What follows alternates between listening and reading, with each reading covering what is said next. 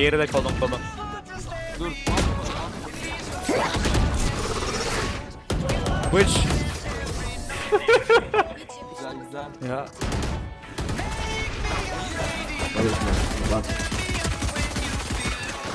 Lan bu.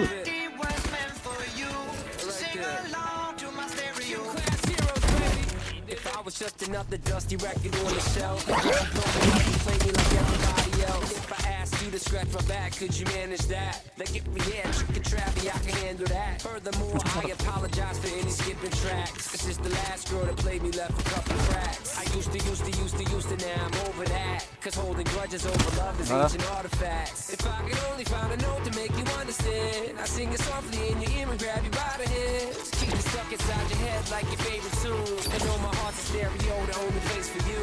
My heart's a stereo, it beats for you, so listen close. Hear my thoughts and every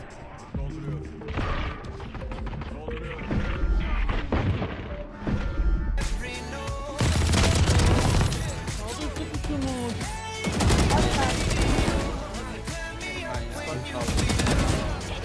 Helal. Helal. Ay. Helal. Vur onu. Sen kal. Nasıl sen? Yok. Zor. Nerede? Nereye kaçtı? Bir tarafı gelebilir. Bak oyun yeter.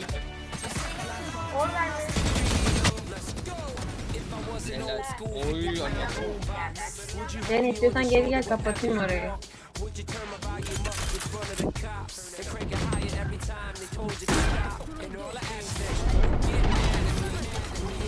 Niye beni dinlemedin? Geldiğim için orayı çıkardım. Daha iyi oynayabilirim.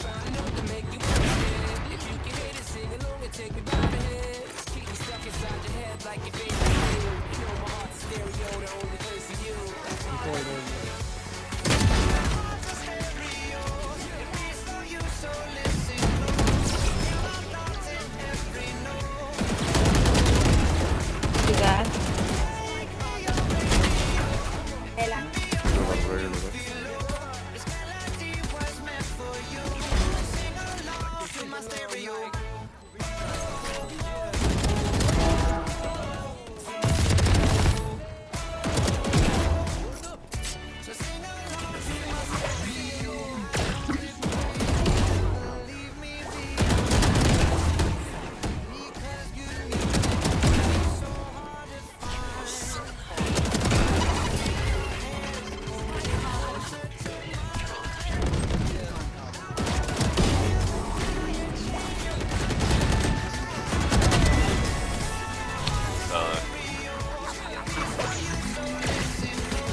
Sol kanka. Omen arkanda Omen.